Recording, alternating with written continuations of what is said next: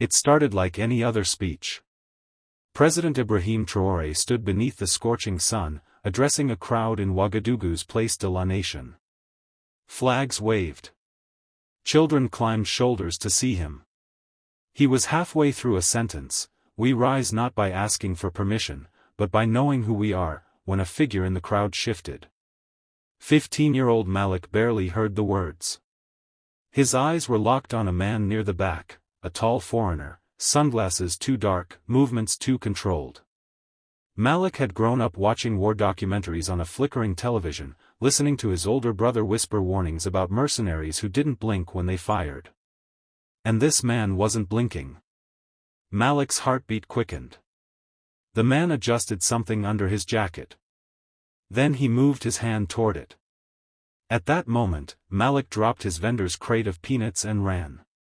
Security barely noticed the boy weaving through the legs of uniformed guards. But Traoré did. He stopped mid-sentence and leaned forward slightly. Malik dove, full speed, straight into the man's chest. The jacket slipped open. Metal. The man stumbled. Security tackled him seconds later. Screams.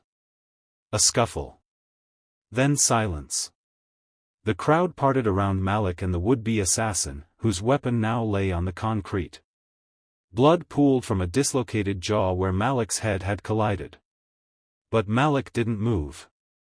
He was still curled into the man's chest, as if trying to shield the president with his own small frame. Traoré stepped off the podium, his boots echoing across the plaza. He didn't speak to the cameras. He walked straight to the boy. "You saw what others missed," he said, kneeling. "And you didn't hesitate." Malik tried to respond, but the adrenaline stole his voice.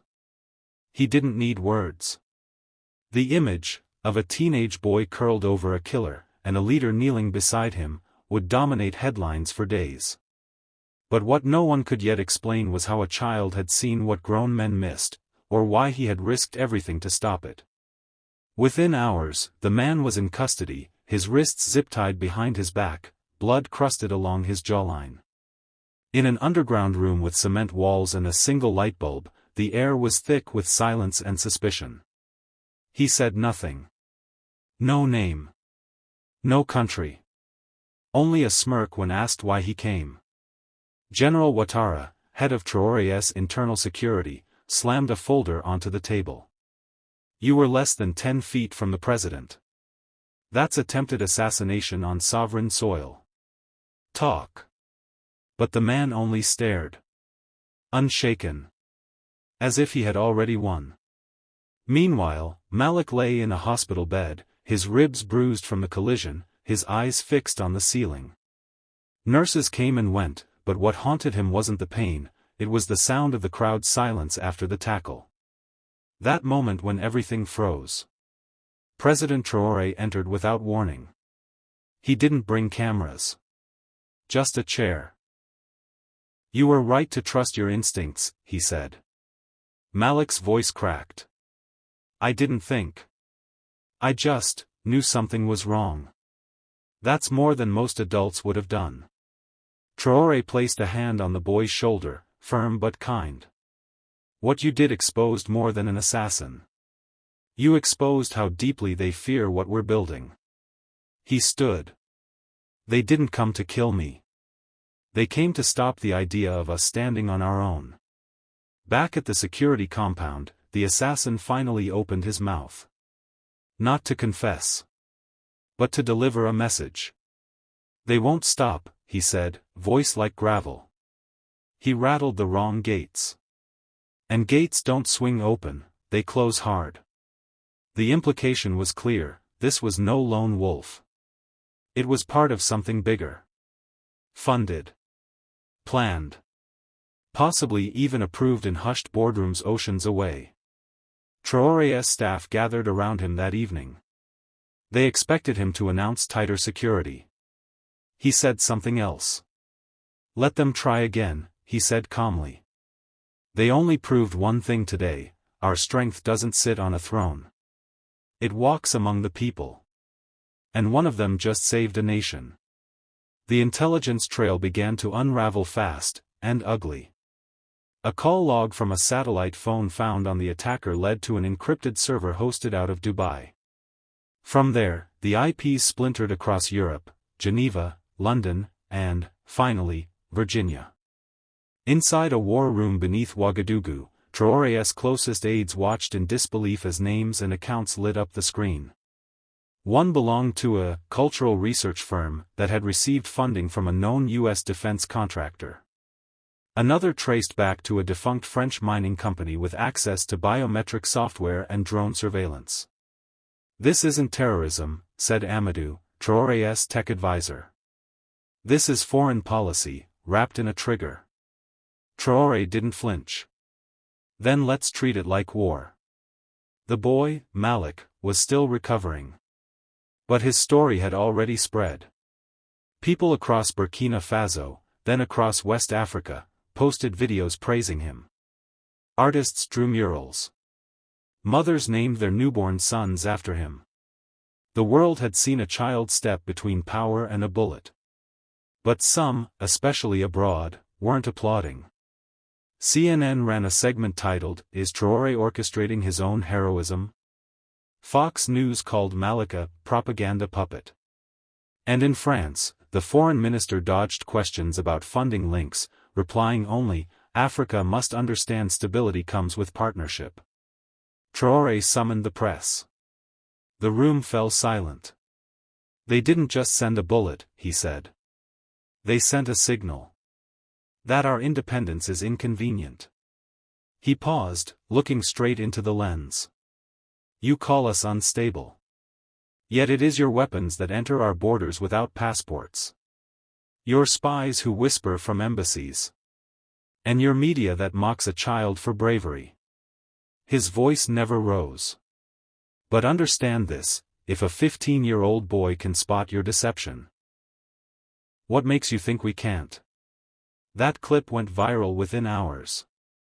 Not just in Africa, but in the streets of Paris, Harlem, Sao Paulo, and even on university campuses in California. The West had tried to turn him into a villain. But they had just crowned him something more dangerous, a symbol. 3 nights later, a jet touched down in Ouagadougou under the cover of darkness. No cameras. No fanfare. Just a black SUV and 2 men in tailored suits, one American, one French. They were escorted silently to a conference room deep inside the presidential compound. Waiting at the table was Ibrahim Traoré. No aides. No guards. Just him. The American began without pleasantries. "We understand your position. But escalating this makes things harder. For everyone." Traoré folded his hands. "You came this far. You must be scared." The Frenchman cleared his throat. "We represent partners who believe regional stability is a shared goal." "Let me guess," Traoré said. "Your version of stability wears camouflage, speaks only English or French, and keeps our gold under your watch." Silence. The American slid a folder across the table. Inside, development deals, military cooperation, digital infrastructure investments worth hundreds of millions. All conditional. "We're not asking for surrender," he said. "Just alignment." Traoré didn't even look at the folder. "I've seen this movie," he replied. "It ends with debt, surveillance, and a puppet in my chair." The Frenchman's tone sharpened. "Then understand, if you turn this down, we will not be responsible for what follows." Traoré smiled, but it didn't reach his eyes. "Neither will I." He stood. "You didn't come here to offer peace. You came to offer control." Wrapped in a handshake. As the men were escorted out, news broke across social media that Malik, the boy, had been moved to a secret location. A second attempt had been made on his life at the hospital. It failed. Traoré walked out onto the balcony of the compound that night. Thousands stood below, holding candles. Not in mourning, but in defiance. They didn't need speeches. They needed him to hold the line. And so, for the first time, the West saw what it truly feared. A continent no longer begging. A child who became a shield. And a leader who would not bow. At 3:17 a.m., an anonymous file was dropped into the inbox of Burkina Faso's independent news outlet La Voix Libre. The sender? Untraceable. The contents? Explosive. It included email threads, wire transfers, and security clearance forms, all tying a private U.S. intelligence firm to a black ops project codenamed Falcon Veil. The stated objective? Preemptively neutralize rising sovereigntist threats in West Africa. Ibrahim Traoré was name-checked twice. The next morning, La Voix Libre ran the headline in bold black. They planned it. We bled. International outrage followed fast. Within 12 hours, protests erupted in Bamako, Niamey, and even Johannesburg. The African Union held an emergency session. For the first time in decades, they invoked Article 5 of the Continental Defense Charter, collective protection in the face of external destabilization. In Washington, the press cornered a White House spokesperson. We do not comment on leaked intelligence. In Paris, journalists shouted over each other, did France fund an operation against a sitting African head of state? Back in Ouagadougou, Traoré stood in front of a packed assembly, cameras rolling, nations watching. They tried to call us radicals, he said. Because we wanted ownership of our own soil. He held up one of the leaked documents. This was never about democracy.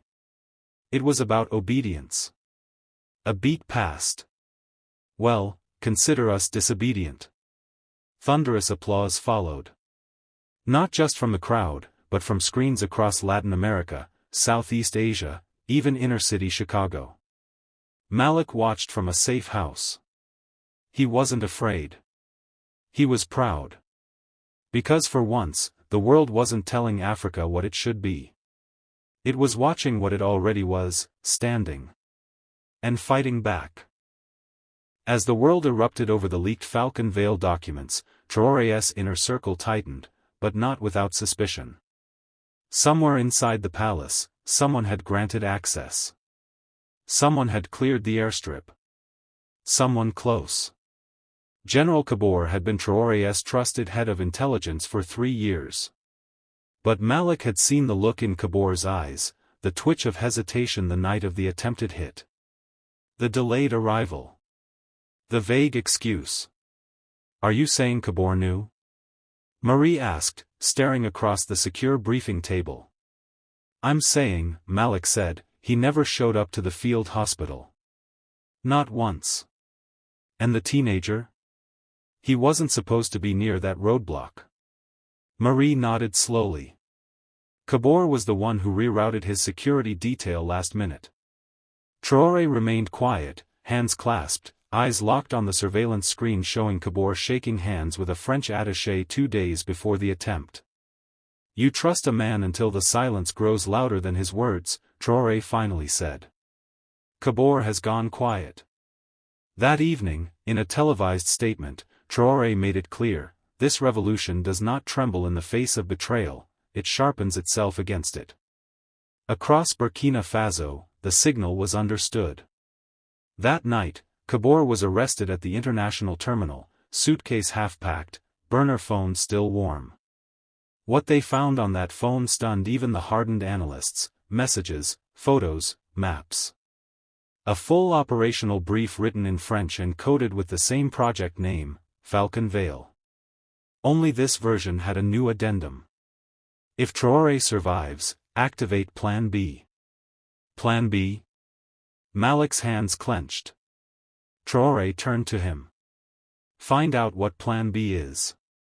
And stop it before they do. They tore through the encrypted files like men defusing a bomb. And in a way, they were. Buried inside a hidden partition on Kabore's burner phone, Malik found the final piece. Plan B wasn't another assassination. It was worse. Far worse. It was economic collapse, engineered. A list of 10 foreign banks. Specific dates. Coordinated currency shorting. A planned cyber attack on the Ministry of Finance's database. And a propaganda campaign designed to make the people believe Traoré's government was already falling apart. One name appeared again and again: Besant Holdings. Scott Besant, former U.S. Treasury official turned global hedge fund operator. The man who once said on camera, "Markets don't punish countries. I do." And he'd declared war on Burkina Faso's economy. Malik threw the tablet across the table. This isn't warfare. It's strangulation. Traoré didn't blink. He stood in silence, as if absorbing the weight of a betrayal far deeper than bullets. "They couldn't kill me," he said softly. "So now they'll try to make my people starve." Marie stepped forward. "We can expose this. Go public." "No," Traoré said, shaking his head. "We don't react. We rebuild." He walked to the national broadcast podium. Cameras lit up. The room held its breath. "To those shorting our currency, go ahead. Your profit will be your shame. To those hacking our infrastructure, remember this: we built it once, we'll build it again. But this time, without you." Then he paused. "And to those who still doubt if we can rise, watch us." Within 24 hours, millions of citizens voluntarily shifted to a new national mobile currency app, coded by Burkinabe programmers, launched by midnight. The cyber attack failed. And the people didn't panic. They invested. And the markets, for once, didn't break them. They broke the markets. For days, the story had been about Traoré. About the plot. About betrayal. But in the streets, people whispered about someone else, the boy. His name was Issa. 15 years old. A farmer's son from Kédougou. And until now, just another face in a country trying to rise. Now, he stood before the nation, flanked by Traoré and Marie, dressed in borrowed clothes that barely fit and shoes worn at the heel. Cameras rolled. Microphones leaned forward. But he didn't look nervous. He looked ready. "They said a child couldn't change history," he began. His voice was steady.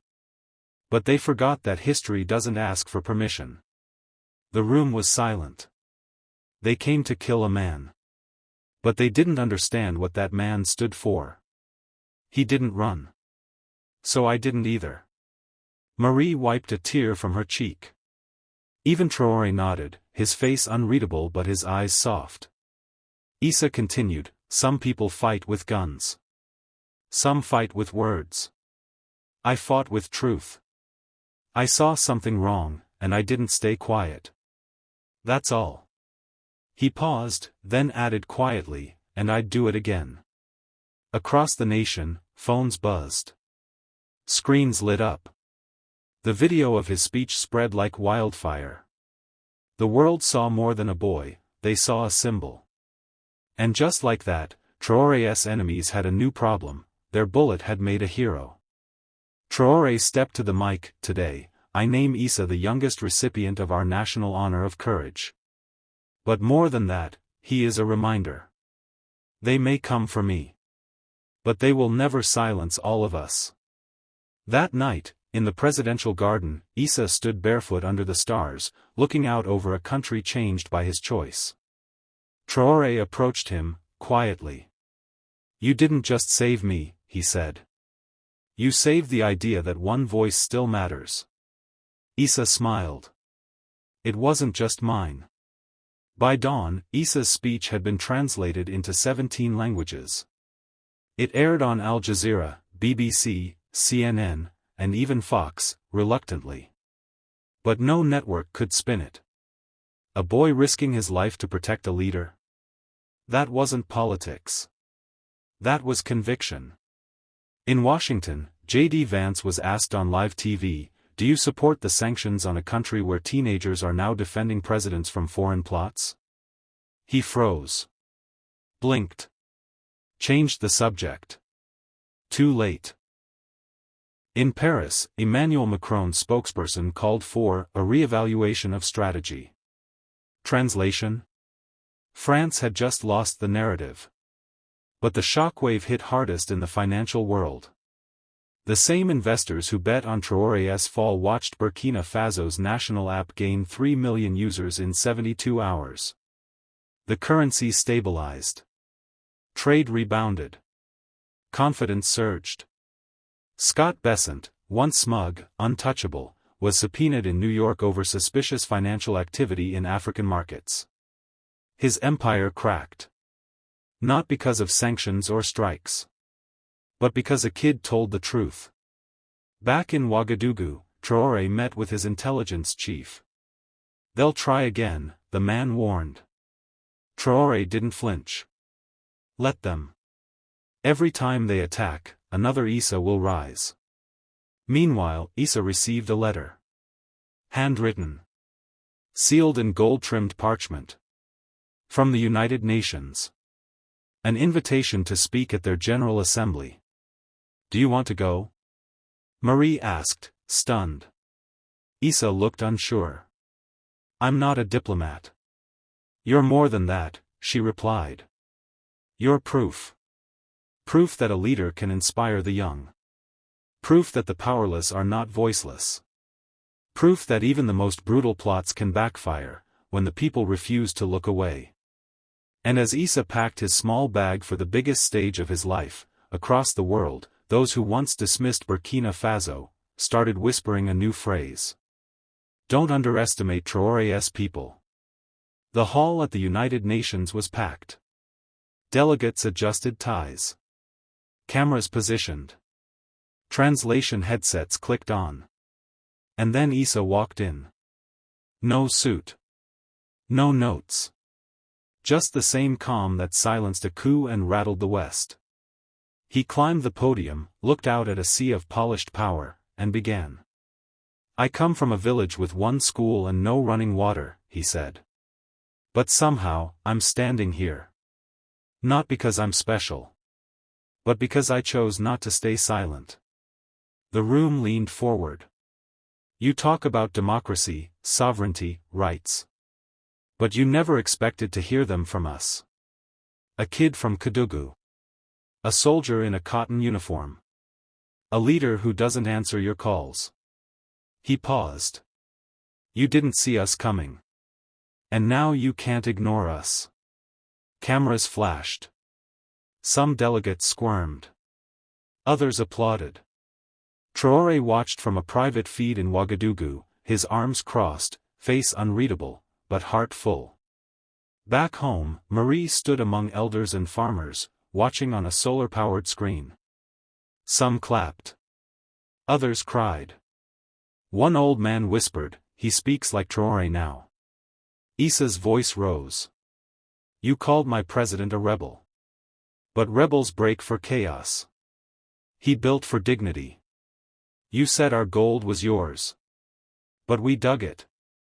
You said we owed you. But we paid with blood. And when you came for him, I stood in the way. Not because I was told to. But because I knew, if we let you win, we lose everything. He ended simply, we are no one's shadow. A stunned silence followed. Then applause.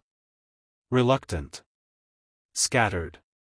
Then rising, until even the coldest seats joined in. And far from New York, in a village without pavement, a boy's mother wept quietly under the same sky her son just stood under. Traoré stepped into view of the camera for one moment and said 6 words that would be replayed for years. He was never just a boy. They tried to silence a nation by aiming at its heart. But the bullet never landed, because a child stood in the way. This wasn't just about politics.